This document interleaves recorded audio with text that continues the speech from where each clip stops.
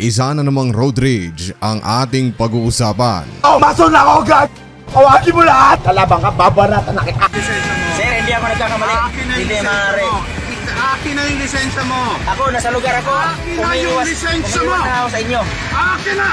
Luma kotse mo! Ako pa nga ang Numa! atrebido eh! Wala akong pakialam kahit... Ako nga kung may gasgas ang kotse mo! Pero di tulad ng mga past incidents ay hindi lang gawa ng isang commoner ang insidenteng ito, kundi isang sikat na motovlogger ang ginigisa ngayon sa sarili niyang mantika. At hindi lang yun, buddy, dahil siya ay isang babae pa man din. Kaya atin nang pasadahan ang insidenteng ito at aking titiyakin na sa dulo ay lahat tayo ay may matututunan. And the story goes like this. Ito ang motovlogger na tinutukoy ko. Yana ang kanyang pangalan, isang lady rider. And as you can see, ay meron siyang over 400,000 plus followers sa Facebook at active na active siya sa kanyang Facebook page. Madalas na mag-reels, mag-photo update at video. Now, let's take the elephant out of the room, buddy, at sabihin maganda siya. But don't be deceived dahil makikita natin ang kanyang pag-uugali pag nasa kalsada na at habang nagmomotor sa mga susunod na minuto.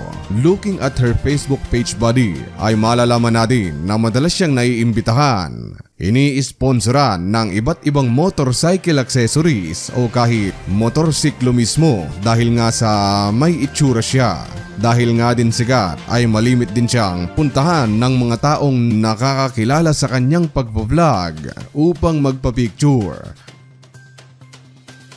At syempre, para ma-maintain ang kanyang angking kagandahan ay kailangan niyang magpagluta drip. Anyway, meron din pala siyang YouTube page na may 10,000 subscribers. Ngayong kilala na natin siya ng kaunti ay atin nang sagutin ang tanong kung bakit viral. At tila ang buong motovlogging community ay naubusan na ng palusot upang ipagtanggol pa itong babaitang ito. And I quote, "After reading comments and your replies, ang hirap mo ipagtanggol." Sa isa kasi niyang mga post dahil nga siya ay motovlogger na sa ngayon ay humakot na ng over 4 million views as of this recording, buddy, ay panoorin natin. Alam mo, lubak-lubak yung daan. You tell me! Bakit nga ba? Ito may mamakyo. Bakit nga ba? Galing ng hook sa video, buddy, ano? Gustong gusto niya talaga na mag-viral ang video na ito. At dahil sa hook, ay obligado ka tuloy na tapusin ang video dahil sa highlights at may altercation na magaganap. Kaya tara, pagbigyan natin si ating at atin itong panoorin.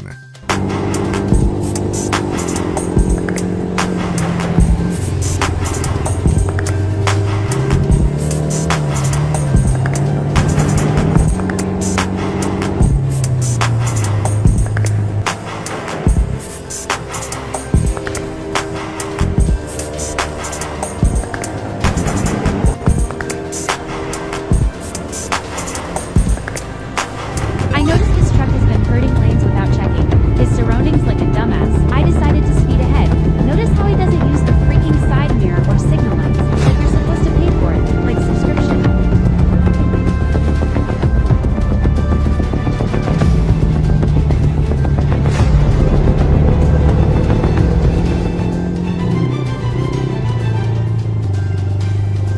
Kamusta?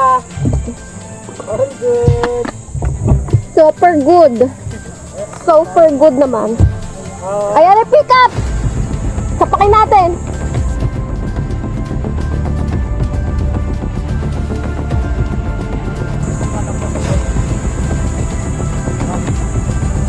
Sorry, ano? Mamakyo pa. Bakit nga ba? Ha? Bakit nga ba? Bakit nga ba? Bakit nga ba? Alam mo, lubak-lubak yung daan. You tell me! Bakit nga ba? Tell me. No, you tell me! You tell me! Huwag kang mamamakyo. Bakit nga ba? You tell me! Nagit-git nyo kasi. May side mirror pa, ako wala! Hindi ka gumagamit side mirror mo? Dumbass! Huwag ka doon na. Ikaw ang wag ganon. You use your side mirror. Because... Nagmotostick ko nila. Kung ganyang kata, sira ulo. Wala. Pwede mo yung plate number yan. Sorry po. Mayos ka. Paragin ko yung pangit mong pick up. Pichat. Ina mo, bababaan mo pa ako gapo. Hindi nga lang ba? Oo! Kapag gaganunin, abang po. Relax.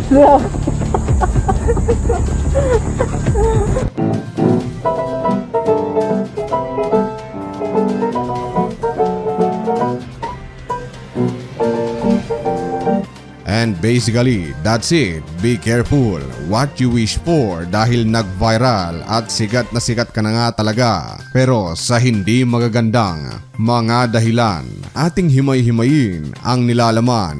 Unang caption niya sa videong ito, buddy, ay ipinapakita niya ang kanyang mga crew na marami sila at hindi lang siya nag-iisa. May mga nakamotor at may mga nakasasakyan din.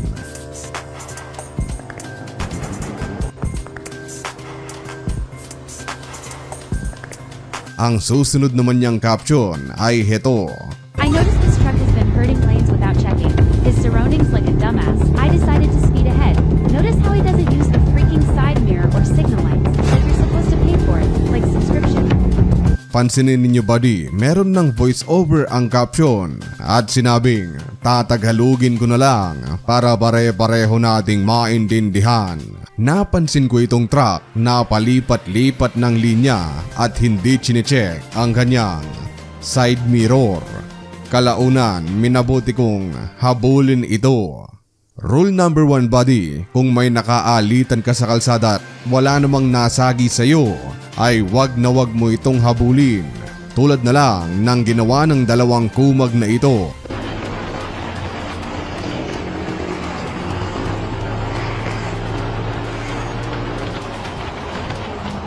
But no, she broke the rule, buddy. At hindi lang yan, dahil dito ay nang mahabol niya ang pick-up ay bigla siyang nag-caption naman ng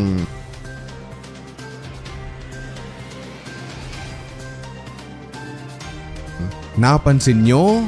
Nag-swerve na naman siya at kamuntikan niya akong tamaan na tila ba siya ang may-ari ng daan. Buddy, kung may hari ng mga kamote ay I nominate itong si Yana bilang Kamote Queen ng buong Pilipinas kasi nauna na nga yung truck, hinabol niya pa ito tapos nung kamuntikan siyang mabangga, biglang mag-iiyak-iyak. Naaalala ko tuloy yung meme na ito.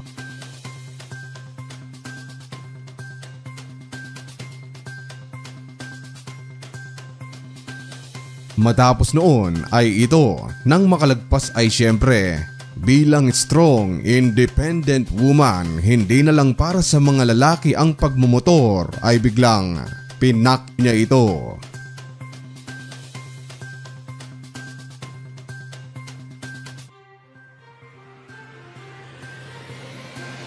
Pinagmalaki niya pa, buddy, dahil nilagyan niya ng caption yung video. The finger, ika pa niya. Tuloy natin ang video. Sa video ay minabuti niyang hintayin ang iba pa nilang crew nang walang ano-ano'y. Ayan na ang altercation na ating pinakahihintay sa unang bahagi ng video. Sorry, ano? Sumamak yung bus. Bakit nga ba? Ha? Bakit nga ba? Bakit nga ba? Bakit nga ba? Alam mo kung lubak-lubak yung daan. You tell me. Bakit nga ba? You tell me. No, you tell me. You tell me. Huwag kang mamamakyo. Bakit nga ba? You tell me. Ginagit-git nyo kasi May side mirror pa, ako wala. Hindi ka gumagamit side mirror mo? Dumbass. Huwag ka doon na. Ikaw ang wag ganon. You use your side mirror. Bitches. Dito ay mapapanood at maririnig natin ang pamoso niyang You Tell Me at syempre Dahil iskwami ang galawan nitong babae na ito ay hindi niya matitindigan yung kanyang pag-i-English kahit na kinakausap pa siya ng malumanay at Tagalog. Bakit nga ba? Bakit nga ba? Alam mo kung lubok-lubok yung daan. You tell me. Bakit nga ba? You tell me. No, you tell me. You tell me. Huwag kang mamamakyo. Bakit nga ba? You tell me. Ginagit-git nyo kasi May side mirror pa ako wala. Hindi ka gumagamit side mirror mo? Dumbass. Alam mo buddy, para sa akin, in my own opinion lang naman, ay ito ang ugali ng mga trying hard at social climber sa Pilipinas. Lalo na pag nakikipag-argumento sa Tagalog, mag-i-English ang mga yan para kunwari cool at madalino. Okay lang naman yun. Yun ay kung maalam ka talaga sa lengguwahe dahil doon ka sanay at kung kaya mo itong panindigan na mag-i-English ka nang hindi nauutal. Because I'm an Englishera, halata. Pero dito sa video nating ito buddy ay maririnig at kitang-kita mo na utal-utal na at mabilis na naubusan siya ng English. You tell me lang ang kanyang nasambit. You tell me. Bakit nga ba? You tell me. No, you tell me. You tell me. Huwag kang mamamakyo. Bakit nga ba? You tell me. Ginagit-git nyo. Imbes na magmukhang edukado, nagmukhang iskwami ka tuloy. Ang lakas pang magsabi buddy na hindi daw gumagamit ng side mirror yung naka-Navara. You tell me. Ginagit-git nyo kasi May side mirror pa ako wala. Hindi ka gumagamit side mirror mo? Dumbass. Huwag ka doon na. Ikaw ang wag ganon. You use your side mirror. Pero kung titingnan naman, siya itong walang side mirror.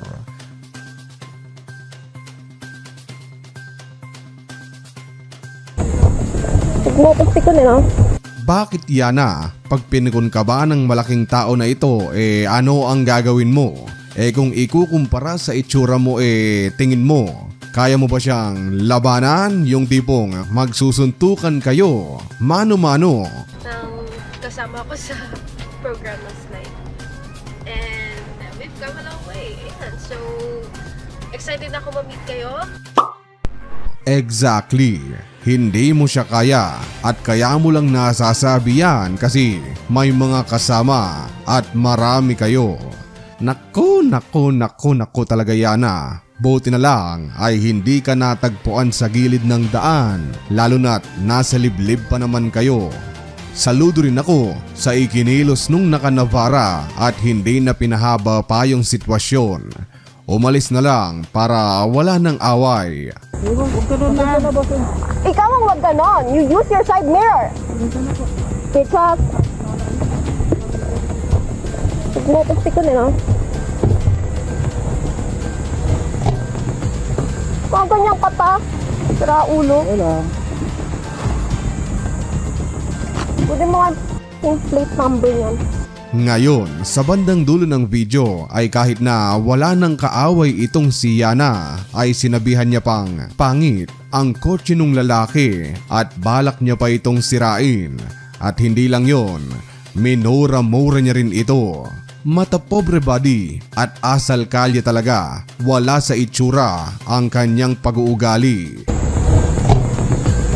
Kung ganyan ka pa, sira ulo. Wala. Pwede mo nga plate number yan. Ore ko. Mais ka. Marami ko yung pangit ng pick-up. Bitches. Ina mo, bababaan mo pa ako. Hindi nga alam ba? Oo. Kapag gaganunin, tadong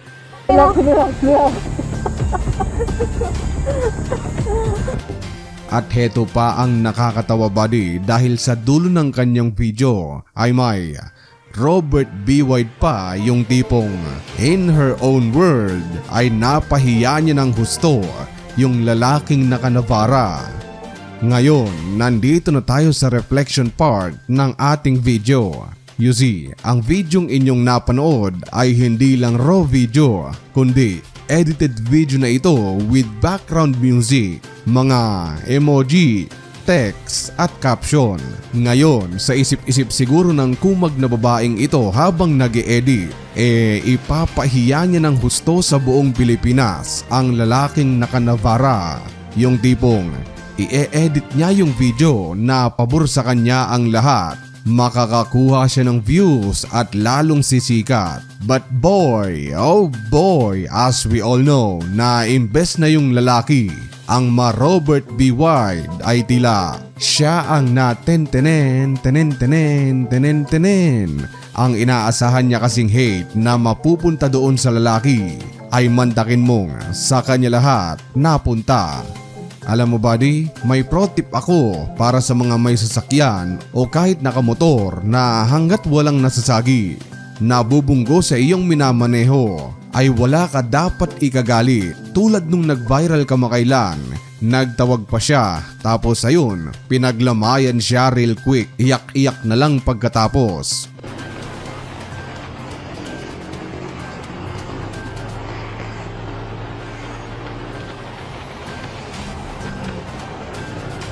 At wag na wag nyo ring gagayahin ang ginawa ng babaeng ito.